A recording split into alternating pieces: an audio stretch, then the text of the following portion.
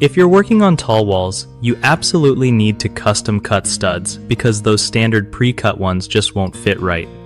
When you're dealing with non-standard wall heights, the first thing is to measure the actual height of the wall from floor to ceiling, not just guessing based on usual sizes. Once you know that exact measurement, grab a good saw and cut each stud to that length so everything fits perfectly without gaps or weird angles. It's super important to double check each stud after cutting because even small mistakes can mess up the whole frame.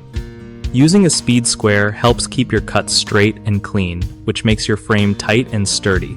Don't rush. Taking your time means the finished wall will look professional and hold up well. If you skip custom cuts, you might end up with walls that are off, making drywall or other finishes a nightmare to install. So yeah, always go for precision over convenience here. One of the biggest mistakes people make when custom cutting studs for tall walls is not measuring the wall height accurately, which leads to studs that are too long or too short. Always measure twice, cut once. Another common issue is using dull saw blades or the wrong type of saw, which makes the cuts rough or uneven. Switching to a sharp blade and a proper saw like a miter saw can fix this instantly. Lastly, some folks forget to check each stud after cutting, assuming they're all the same when small differences can cause problems during framing. Make checking every single stud a habit to avoid fitting headaches later.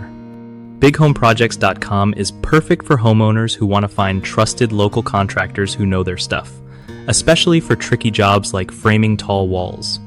Plus, it's a great way for contractors to connect with clients who need real pros instead of just anyone with a hammer.